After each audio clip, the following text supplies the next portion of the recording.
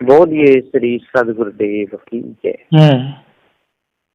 सदगुरु श्री कबीर साहब जी पुकार के समझाते हुए कहते हैं कि मनुष्य के अंदर विवेक और विचार होना चाहिए, और जब तक मनुष्य के अंदर विवेक विचार नहीं होगा तब तक मनुष्य के अंदर से कल्पना नहीं निकल सकती, तब से मनुष्य के अंदर से विकार नहीं निकल सकते। विकार महा गंदे होते। सदगुरु श्री कबीर साहब जी ने जो भी उपदेश दिया, जो भी कहा, वो सत्य पर आरूढ़ होकर के कहा। सत्य ही वचन बोले बंदीश्वर गुरुदेव जी, झूठ वचन एक भी नहीं बोला। और जितने भी इस संसार में हुए बड़े बड़े ज्ञानी, बड़े बड़े ध्यानी, ज्ञानी तो हो गए, बड़े ध्यानी भी हो गए, और वो धोखे में स्वयं रहे, दूसरों को भी धोखे में रखते रहे। साहब जी ने कहा है कि भैया जब तक आप स्वयं धोखे में रहोगे और दूसरों को धोखे में बनाए रहोगे, तब तक हृदय की कालमा नहीं मिटने की। हृदय की कालमा जब ही मिटेगी जब आप सत्य को जानोगे। और सत्य कौन है? जिसके द्वारा वस्तु जानने में आवे, जिसके द्वारा नाम रखे जाएं, जिसके द्वारा सारी पहचान हो, वो सत्य है। तो वो कौन है जिसके द्वारा ये सारे नाम रखे गए, जिसके द्वारा जितनी जड़ी बूटियां जंगलों में से खोजी गई, जिनके द्वारा ये प्राकृतिक चिकित्सा चली, आयुर्वेदिक चिकित्सा चली, है ना, एलोपैथिक चिकित्सा चली, जिसके द्वारा ये सारी चिकित्साएं चली, है ना, जिसके द्वारा सारे नाम रखे गए, जिसके द्वारा सारे संसार में और धर्म का प्रचार हो रहा है, वो कौन है? वो अविनाशी चेतन जीव है। और जिसने अपने आप को ही नहीं जान पाया, अविनाशी चेतन जीव को नहीं जान पाया, तो समझ लो कि उसने कुछ भी नहीं जान पाया, वो अभी धोखे में भटक रहा है। सदगुरुदेव जी पुकार के समझाते हुए कहते हैं कि जब तक ये लोग, इनके अंदर से ये कल्पना नहीं मिटेगी और तब तक ये भटकते रहेंगे। मठ मंदिरों में जाकर के नकली देवी देवताओं की पूजा करते रहेंगे, है ना। नकली देवी को मंदिर चले पूजने, झूठा घंटा हिलाने से क्या फायदा? या नकली देवी को पूजे, है ना। अब मंदिर में जो देवी है वो पत्थर की है और पुजारी जिंदा है। ये भी तो बड़ा चालाकी का धंधा है। जब वो मूर्ति पत्थर की है तो वहां पर पुजारी भी पत्थर का होना चाहिए, है ना। लेकिन ये कैसे लोग हैं, पत्थर की मूर्ति बनावा करके अबोधी लोगों से और वहां पर धन को चढ़वा लेते हैं और स्वयं उसमें कब्जा कर लेते हैं और स्वयं ले जाते हैं, और उस मूर्ति बिचारी को अंदर बंद कर जाते हैं, ताला भी लगा जाते हैं। कैसे लोग हैं? इनको बिल्कुल विवेक नहीं, विचार नहीं, दया नहीं, धर्म नहीं, योग नहीं, कुछ भी नहीं। धोखे में सारे संसार को फंसा रहे हैं। और तैसे संसार के लोग बड़े बड़े पढ़ करके, लिख करके, 4 6 7 18 प्राणों को लिख करके और इन उल्लू लोगों की बातों में फंस जाते हैं। और जब तक इन उल्लू लोगों की बातों में लगे रहेंगे तब तक हृदय की कालमा मिट नहीं सकती है। सदगुरुदेव जी पुकार के समझाते हुए कहते हैं कि हे भाई ज्ञानियों, विद्वानों, 4 6 7 18 प्राणों के ज्ञाता हो, आज विचार करो। आज विचार करने का पूरा मौका मिला है मनुष्य जन्म में। और जब ये मनुष्य जन्म हाथ से चला जाएगा, जब अंत समय आपका आ जाएगा, फिर आप कुछ भी नहीं कर पाओगे। जैसी वासना होगी तैसी खानी में आप लोगों को जाना ही पड़ेगा, भटकना भी पड़ेगा। वो यात्रा करनी ही पड़ेगी, आप कितने भी यत्न कर लो, है ना। यत्न करे हारे, लेकिन भेद नहीं पाए, भटक गए संसार में, खूब पछताए, है ना। खूब भटकते रहे, खूब पछताए, कुछ भी नहीं कर पाए। सदगुरुदेव जी पुकार के समझाते हुए कहते हैं कि काम क्रोध मद लोभ में डूब रहा संसार, अटकन भटकन ना मिटी, सिर पर बाड़ा भार। काम क्रोध मद मोह में डूब रहा संसार और अटकन भटकन ना मिटी, सिर पर बढ़ गया भार। काम क्रोध मद मोह सारे डूब गए, कोई कामी बने, कोई क्रोधी बने, कोई लोभी बने, कोई मोही बने, कोई हठी बने, कोई सठी बने, कोई सन्यासी बने, कोई नागी बने, कोई निर्वाणी बने, कोई वैरागी बने, कोई कबीर पंथी बने, कोई लबीर पंथी बने, तो सब के सब ऐसे डोलते रहे सारे संसार में, लेकिन निज पद को नहीं जान पाए। कबीर पंथ में भी गुरुबा लोग घुस बैठे। जितने भी मत पंथ सिद्धांत हैं, इनमें सब में गुरुबाओं की भरमार है। कोई कुछ कहता है, कोई कुछ कहता है। तो सदगुरु श्री कबीर साहब जी का जो निर्णय है, हे संतो, हे ज्ञानियों, विद्वानों, ये आपके लिए है, आपके लाभ के लिए है, आपको भव बंधनों से छुड़ाने के लिए है। ये ब्राह्मण क्षत्रिय वैश्य चारों वर्णों के लिए एक महा औषधि है, विशेष लाभ है। यदि जो भी सदगुरु श्री कबीर साहब के पार सिद्धांत में जो आएगा, जो सुनेगा, समझेगा, जो निरखेगा, परखेगा, उसके हृदय की कालमा मिट जाएगी। क्योंकि हमको ये सदगुरु श्री कबीर साहब ने भव बंधनों से बचने के लिए एक ढाल दी है, एक और तलवार दी है, एक ज्ञान रूपी तलवार है ना, और ये भेष रूपी ढाल है। और जो भी इसकी जो कदर करेगा, जो भी संभालेगा, समझो कि उसका तो सुधार ही सुधार है, और जो ध्यान नहीं देगा उसका तो बिगाड़ ही बिगाड़ है। गंगा यमुना नहाता रहे और पाप कर्मों को न छोड़े तो उससे क्या होने वाला है? कुछ भी नहीं। गंगा में तो जल है, उस जल को नहाने से न कभी किसी के पाप कटे हैं न कटेंगे। गंगा यमुना नहाने से पाप नहीं कटते, चंदा सूर्य की पूजा करने से पाप नहीं कटते, कुछ भी नहीं होता। पेड़ रुखों की पूजा करने से पाप नहीं कटते। यदि पेड़ों की यदि पूजा करोगे तो वो तो जानता नहीं, उसमें जीव नहीं। हाँ, फलों के लिए पानी लगाओ, हो गया, है ना। उसकी बगीचे की देखभाल करो, पशुओं से उस बगीचे को बचाओ, बस इतना लाभ है। लेकिन आप उसकी आरती करने लगो, वंदना करने लगो, पूजा करने लगो, प्रार्थना करने लगो, यही आपकी अज्ञानता है। तो सारे संसार के लोग यही कर रहे हैं। अरे कुआं है, कुआं की पूजा करने लगते हैं। अरे वो तो आपने खोद दिया, पानी आ गया, पियो मस्त, है ना, वहाँ सफाई रखो, है ना, बस यही इतना ही है। लेकिन आप कुआं की पूजा करने लगो, नदी है, नदी में पानी है, नहा लो खूब मौज से, खूब ठंडाई लो, है ना, इसमें कोई दोष नहीं है। लेकिन आप हे नर्मदे मैया, हे गंगा मैया, हे यमुना मैया, हे कावेरी मैया, हे ब्रह्मपुत्र नदी, इसी में हे मैया हम तेरी आरती करते हैं, पूजा करते हैं, अगरबत्ती जोड़ने लगे, है ना, प्रार्थना करने लगे। यही उल्लूपना है, इसी को कहते हैं। कोई कहते हैं कि आप उल्लू शब्द का प्रयोग करते हैं। अरे जिसको दिन में ही नहीं दिखता हो, है ना, उसको ही तो उल्लू कहते हैं। तो इनको दिन में ही नहीं दिख रहा है ना, और रात में दिखता है। रात का ये अंधकार, भरम भूल कल्पना, विषय वासना रात में दिखता है। तुरंत चोरी कर लेते हैं रात में दानों को देख करके, है ना, तुरंत चोरी कर लेते हैं।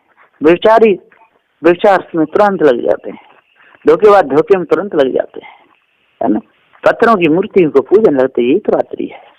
और दिन में जिसको दिखने लगेगा तो वो क्यों पत्थरों की पूजा करेगा, क्यों चोरी करेगा, क्यों हिंसा करेगा, क्यों व्यभिचार करेगा, है ना। वो तो अपने पद को पहचानेगा, अपने आप को जानेगा, भ्रम भूल कल्पना से बचेगा, धोखे से बचेगा। और जिसको दिखता ही नहीं हो, समझ लो वो उल्लू है।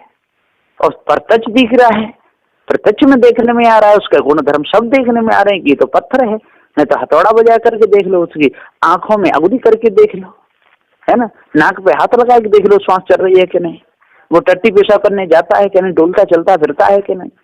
जब जानबूझ कर के पत्थर की पूजा कर रहा है तो उल्लू नहीं है तो कौन है? उसे दिख ही नहीं रहा दिन में, उसे तो पत्थर नहीं दिख रहा, उसे तो कोई देवता दिख रहा है, उसको भ्रम हो गया है, उसके अंदर से कालमा लग गई है। लोग उल्लू पने के दृष्टांत भी देते रहते हैं, है ना। बीरबल था और भगवान की पूजा करता था, तो बादशाह उससे बोला कि हे बीरबल,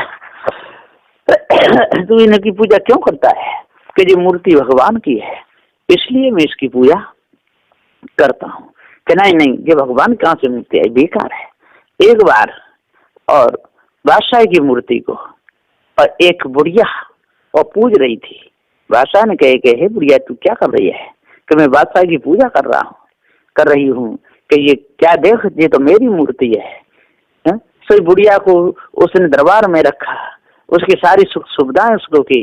बीरबल बोला हे बादशाह, इस बुढ़िया को आप क्यों लाए कि ये मेरी भक्त है? कि आपको कैसे मालूम है कि ये मेरे फोटो की पूजा कर रही थी? कि आपकी थोड़ी कर रही थी, वो तो फोटो की कर रही थी। कि नहीं, जब फोटो रूप में कर रही थी तो वो मेरी प्रतिमा है, तो मेरी पूजा हुई। बीरबल बोला, हे प्रभु, इसी प्रकार से जो जितनी भी मूर्तियों की पूजा हो रही है ना, जो उसी भगवान की हो रही है ना, वो सबको जान रहा है। तो यहाँ पर अब ये सिद्ध हो गया, तो ये तो बादशाह तो था, और बादशाह ने और उस बुढ़िया को देखा, है ना, तब उसने सुख सुविधा उसको दी।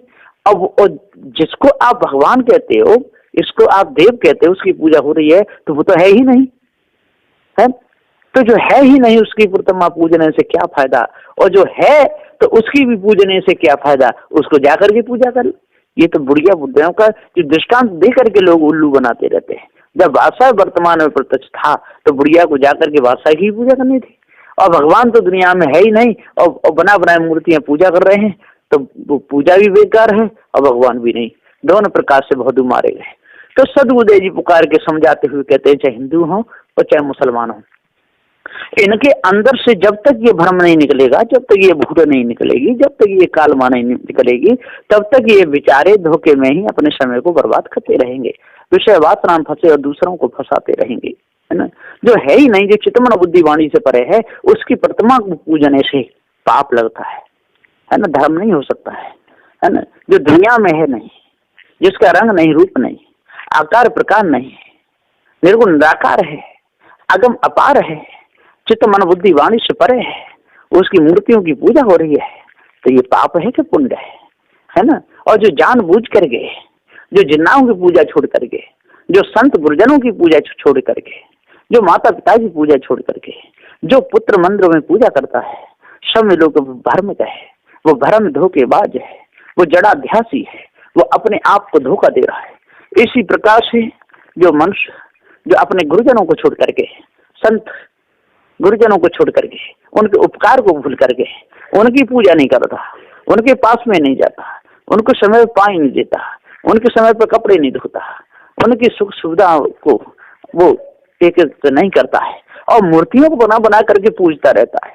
काशी मथुरा हरिद्वार नंदगांव बरसाने में जा जा करके जाने कहाँ कहाँ पत्थरों के सामने सिर पटकता है। सब लोग वही उसी को उल्लू पना कहा गया है। जब जिंदे हमारे गुरुदेव हैं, उनकी पूजा कीजिए, जिंदी मूर्तियां हैं उनकी पूजा कीजिए, उनका कहना मानिए। उनकी मूर्ति बनाने से कोई लाभ नहीं, और बना विधि तो यादगारी के लिए रखना चाहिए, और यदि वैसे और पूजा पाठ तो करना ही चाहिए। जो पत्थरों के सामने जो सिर पटकता है, जो पत्थरों की जो पूजा करता है, उसके अंदर एक विचार तो आ ही नहीं सकता है, और वो फिर जिन्नाओं की पूजा कभी नहीं करेगा, क्योंकि उसने पत्थर की पूजा की है। और पत्थर कभी पेशाब करता नहीं, कभी टट्टी करता नहीं, उसके कपड़े धोने नहीं पड़ते। जब उसने 10-20 साल तक और पत्थर की पूजा की हो, उसको किसी जिंदा मूर्ति की सेवा में लगा दी जाए, तो वो कभी नहीं कर पाएगा, छोड़ के भाग जाएगा। क्योंकि जिंदा मूर्ति को पेशाब भी लगेगी, जिंदा मूर्ति तो टट्टी भी करेगी, जिंदा मूर्ति के लिए भोजन भी बनाना पड़ेगा, जिंदा मूर्ति के लिए कपड़े भी लाने पड़ेंगे, कपड़े भी उनके धोने पड़ेंगे, सारी सुख सुविधाएं उनके लिए जुटानी पड़ेगी, और मुर्दाओं के लिए कुछ भी नहीं। तो सदगुरुदेव जी यहाँ पुकार के समझाते हुए कहते हैं कि हे भाई ज्ञानियों, विद्वानों, 4 वेद 6 7 18 प्राणों के ज्ञाता हो, जब तक आप लोगों के अंदर से और भ्रम नहीं निकलेगा, जब तक आपके अंदर से कल्पना नहीं निकलेगी, और जब तक आपको पार्ख बोध नहीं होगा, तब तक ये बीरबल और बादशाह की कहानियों में आप अपने समय को बर्बाद करते रहोगे। कहानियों की सारे संसार में कोई कमी नहीं है। बहुत सुंदर सुंदर रूपक दे करके बड़े बड़े ज्ञानी, बड़े बड़े ध्यानी और उपदेश देते रहते हैं, है ना। ईश्वर परमात्मा के गुण गाते रहते हैं। कोई ऊपर चंद्र शिला बताता है, कोई निराधार लोक बताता है, कोई 33 कोट देवताओं को बताता है। ये सब मन के पकमान है, बातों के बतासे है। इससे मुख कभी न मीठा किसी का हुआ है और न होगा। इसलिए हे ज्ञानियों, हे विद्वानों, 4 वेद 6 7 18 प्राणों के ज्ञाता हो, है ना, आप लोग जड़ चेतन के भेद को समझो। आप सदगुरु श्री कबीर साहब जी के सदग्रंथ बीजक को समझो। यदि सदगुरु श्री कबीर साहब का जो सत्संग करेगा और उनके सत्य न्याय निर्णय के बीजक को जो पढ़ेगा, जड़ चेतन का जिसको ज्ञान हो जाएगा, वो कभी भी किसी के बंधन में नहीं आएगा, और कभी किसी को बंधन में डालेगा भी नहीं। क्यों बंधन में आएगा और क्यों किसी को बंधन में डालेगा? उसको डालने से लाभ क्या मिलेगा? कुछ भी नहीं। इसलिए हे ज्ञानी विद्वानों, 4 वेद 6 7 18 पुराणों के ज्ञाता हो, हे भक्त सज्जनों, आप चेतन पूजा करना सीखो और घर में सुख और शांति बनाना सीखो। बच्चों को सच्ची शिक्षा दो, सत्संग में ले जाओ। सुबह उठ करके घर में आपके माता पिता, उनके चरणों में सिर झुकाओ, है ना, अपने चरणों में सिर उनका झुकवाओ, उनको मर्यादा सिखाओ, अपने बड़ों का आदर करना सिखाओ। जब आप अपने से बड़ों का आदर करना सिखा दोगे, आप मर्यादा उनको सिखा दोगे, संत गुरुजनों की पूजा सिखा दोगे, जिन को भोजन कराना सिखा दोगे, फिर उनके अंदर कभी भी जड़ाध्यास नहीं आएगा। उनका सिर पत्थरों की मूर्तियों के सामने कभी नहीं झुकेगा। सिर झुकेगा तो संत गुरुजनों के सामने से झुकेगा, क्योंकि संत गुरुजनों ने ही हमको मनुष्य बनाया है। नहीं तो हम बने बनाए पशु थे, है ना। पशुता से संत गुरुजन ही छुड़ाते हैं। मानवता संत गुरुजनों के द्वारा ही हमारे अंदर आती है। सारी क्रूरता, निठुरता, हटता सरता संत गुरुजनों के ही द्वारा मिटती है। और जब तक हमको अहम लगा रहता है, जब तक हमको अहंकार रहता है, और जब तक हमारे मन में पर पूजा रहती है, जब तक हमारे मन में जड़ाध्यास बन करके, और जब तक हम 4 वेद 6 7 18 पुराणों को पढ़ करके उसमें जो मानंदी भरी है उसकी तरफ हमारा जब तक लक्ष्य रहता है, तब तक हम मनुष्य बन ही नहीं सकते। यदि हे भाई ज्ञानियों, आप लोगों का मनुष्य बनना है और सच्चे रूप में ज्ञानी बनना है, तो ये अभिमान छोड़ दो कि मैं ब्राह्मण हूँ, क्षत्रिय शुद्ध हूँ, मैं शुद्ध रूप में मनुष्य हूँ और मुझे मानवता का कर्म करना है, मुझे शुद्ध शाकाहारी बनना है, मुझे संत गुरुजनों की पूजा करनी है, मुझे घर में रह के माता पिता की सेवा करनी है। मैं जब पूजा करूंगा तो जिंदा मूर्तियों करूंगा, मुर्दाओं की नहीं। मैं किसी का सिर नहीं काटूंगा, मैं किसी का मांस नहीं खाऊंगा, मैं शराब नहीं पीऊंगा, मैं चोरी हिंसा विचार नहीं करूंगा, मैं ईर्ष्या क्रोध मान छल नहीं करूंगा, मैं गाली निंदा झूठ में नहीं फंसूंगा। मैं तो अष्ट महासद्गुणों को धारण करूंगा, सत्य विचारशील दया धैर्य विवेक वैराग्य गुरु भक्ति, यही तो अष्ट महासद्गुण हैं। जो इनको धारण कर लेगा और मन की कालमा मिटा देगा, समझ लो वो पूर्ण रूप में मनुष्य हो गया। ऐसा उपदेश है बदली छोर सदगुरु श्री कविसार जी का। बस इन्हीं वचनों के साथ में मैं अपनी वाणी को विराम देता हूँ। बोलिए श्री सदगुरुदेव की जय।